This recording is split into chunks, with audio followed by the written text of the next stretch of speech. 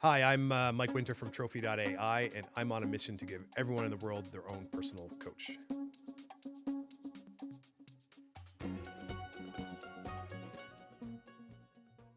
Mike, what inspired you to start an AI company focused on esport and coaching? That's a good question. I don't have that perfect apple fell from my tree on my head moment. I'll say it was a collection of a couple different lessons I was learning. I would say in life. In particular, at the time I was running an online racing school as a side job, a side gig with my business partner, who is an ex-professional race car driver. Okay. And while we were running that, we ran into a couple issues. Well, first thing, it was going really well. We were doing pretty well online. We were teaching people how to race cars virtually. So these could be people who are just racing them at home for fun in like video games, typically with like a wheel, Yeah. or it was they could be actual race car drivers who race professionally or in amateur circuits, and they wanted practice. Mm-hmm. That business was going well, but we ran into two kind of big issues scaling it. One was just trying to match the coaches with the students. And the two was kind of more obviously cost. Like not everyone can afford to spend $60, $70 an hour on a race coach. So we were addressing that problem. And then simultaneously, I had been really diving into artificial intelligence and trying to understand the potential of the future. And I realized that these virtual cars were producing an incredible amount of data that at least in theory, could be used to train an AI to deliver coaching very much like our coaches were delivering today.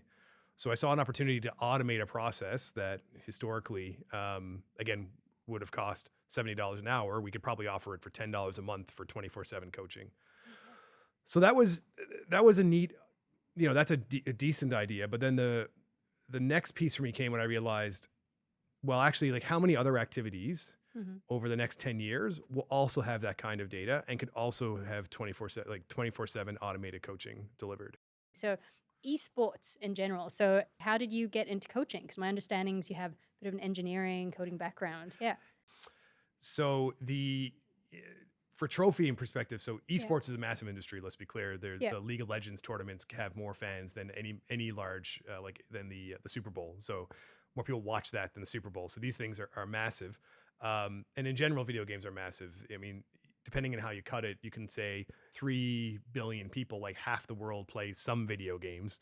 There's at least 500,000 to 1 billion people who play them somewhat competitively. So that means like they're trying to win. Like, it's people like pretend, sometimes throwing their controllers and getting angry. People are, they're competitive.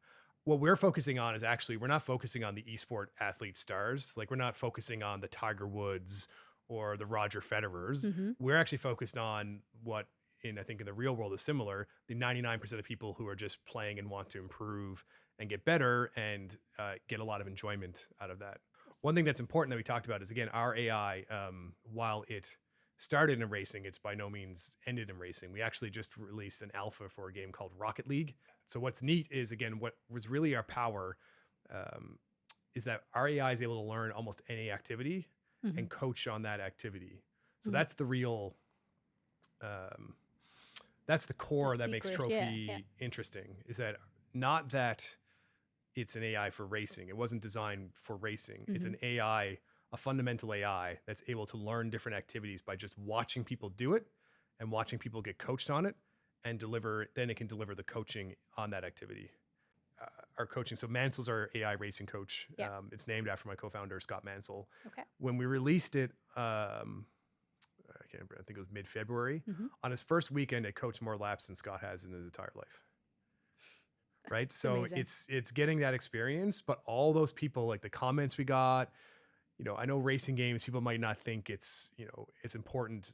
Let's say it's not as important as a lot of things, but for people who are trying to enjoy their spare time and relax and get away from the world, they were just over the moon to have access to this, something they've never been able to use before. Yeah. I was going to ask, I was like, what has the feedback been like from users who've been using it? Yeah, no, it's incredible. I mean, this is like something that, look, we're not a coach yet. I would say we are still away from being as good as a coach, but we're a lot better than what you see in most industries like this today, where there's like some data and some graphs and you have to do your own interpretation, versus having something you can speak to that's talking to you, that's actively coaching you. my father would say it's like chalk and cheese. Like it's really quite different. So they see the potential. So we have people in Rocket League learning, we'll call it the equivalent of like a serve in tennis. And they're like, I've watched, tens of hours of YouTube videos. I've been practicing this for ages. I never got it. And I swear to God, they wrote, and I figured out in 10 minutes with trophi.ai. So we're talking about AI and we're speaking about the esports world. Why Newfoundland? So, and we're doing it, which I mean, great place, absolutely, it's a wonderful place. But I know that you moved here from Vancouver, so it was a very intentional. Yeah, it was very intentional, I think, to have trophi.ai here. Could you just explain a little bit about that? Yeah, there are a number of good reasons in my opinion, and to be clear too, when you do something like that, your investors also have to agree. So you can't just say I'm from Newfoundland and I love it there. It wasn't just a natural pull that brings all Newfoundlanders back to the rock. No, they want to understand why that's a smart thing for their capital. I mean, they're not completely callous, so they won't just say they don't want just pure numbers, but they obviously want a reasonable justification. I think I've been saying for a long time while I was away that if I started a company, I'd bring it to Newfoundland, because I do think there's a fair bit of I don't know, untapped potential might be a strong word, but like there's a lot of potential here that's like that can be leveraged. University program. So most of our work is engineering right now. So there's an incredible university program at the computer science and engineering for computer engineers. I mean, I came from that program. And I met people who came from and I worked with people who came from the Waterloo programs, and I felt like we could hold up just as well as any of them. I really felt there's kind of a premium put on some of those programs that I think is actually not as true. So I felt that we have great talent here. Also, one of the things that we may not think about that often is we really had one of the first AI unicorns. Verafin, so unicorn being $1 billion business, Verafin's an incredible AI unicorn that's trained on almost an entire generation, or at least on artificial intelligence. So we have an incredible AI background here. I will say as well, and I'm very transparent about it, is that the government's also super supportive. So we can raise capital, and then they'll support you with commercialization programs, R&D programs. So not only do you have great people, but you can generally hire more of them. So you put all that together, and it made a lot of sense. So one of the things you mentioned is, so I know that this is where you're starting, and you and see the potential, I guess, for the AI that you're building out to go into not just I guess esports, but also what do we call it? Real world? That's my best word for it. Okay, Yeah. Do you have a better word? Let me know. I'm still struggling. Okay. So I'm glad it's not just me. So I was like, okay, real world sport. So what does that look like? How do you see the trophi.ai coach helping with real world sport? There's a couple of potential evolutions of it. For us, we'll sort of talk about the easier ones. Again, and the wins are to be determined. I think for now, we as a startup, it's really important to focus on the market you're in. But the two easy ones are one, and my wife's actually really big into ballet, and she wants this in theory, if someone paid us enough money, or if we decide the market was there, we could stand a camera up and have it, a phone up and have her do her ballet and her practice. And if it had watched enough people, we could deliver coaching. So that's one with simply a camera on a phone. For us though, the big innovation that we're looking forward to, and again, I think 10 years is a pretty good estimate for when this will be much more prevalent, is augmented reality. So augmented reality is, well, it's actually augmented reality and the metaverse. We'll talk augmented reality first.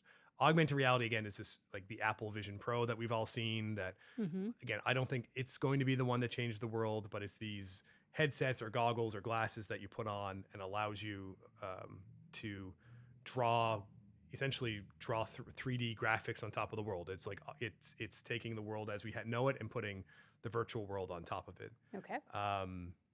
That will be everywhere at some point in time in the future. Again, 10 years, 20 years for sure. You and I will be sitting down and doing a podcast, and there will be, we'll all be wearing our augmented reality glasses with the 3D world. I have no doubt in my mind. And what's great about those glasses is not only do they put stuff on the world, but they can get all the data from the world. They typically have what's called LiDAR, which is laser radar technology. So they will be able to pull that data in. So that's a long way to saying when you're playing tennis and you have your AR goggles on, our AI coach will be there and able to coach you and train you on how you're, swinging your tennis racket and how you're playing the game. What would be some of the challenges, and when is AI wrong? Is the coach ever wrong? Is AI ever wrong?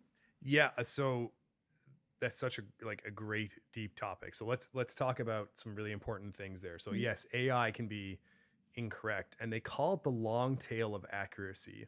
So it's one of these things we're getting to 90% now is easy, but it's that last 10% that's difficult. And that is what, when we had spoken about why, if I was a lawyer, I wouldn't be like going back to computer science school quite yet.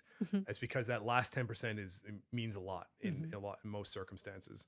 So, and yeah, the general going theory now is it's going to take a long time to close that gap. It's kind of like self-driving cars. We've been talking about self-driving cars for, at least I have, for 15 years. And Elon Musk, I think 7 years ago, said every car will be self-driving. And here we are, and we don't all have self-driving cars because the long tail of accuracy takes a while. And for something that's so critical where a mistake can't be made, you do not want, obviously we can't have that kind of mistake. A lot of the interesting first use cases or scenarios that AI will be deployed in my opinion, are use cases where it can be wrong. So that's why you have this, as I mentioned earlier, and I'll explain a little more, that co-pilot phase where it's not doing your job. It's just like extremely helpful doing your job. For instance, is coding now. Like if you're a developer, almost all developers have an AI code assistant. Yeah. So you'll say like, I want to do this thing, and you'll get the code, but the code will be wrong. So you have to be good enough to look at the code and be like, that's close. Thank you. So again, it's a good assistant, but it's a long way from you just be able to take that code and go use it and throw it into like what we call production or into the real world. Fair. So it's a really important problem that will take a long time to close out. What are you hoping for trophi.ai, like in the next year? What are you most excited about? We are absolutely swinging for the fences to try to build one of the biggest companies. I hope the majority of the employees will be in Newfoundland, but I'm sure we'll also have some international employees. Mike, thank you so much. This was a really interesting conversation, and was really neat to delve into a world that's not wholly familiar to me, but you made it seem very familiar. So thank you. Yeah, great to be here, Mimi. Thanks so much for having me. Yeah.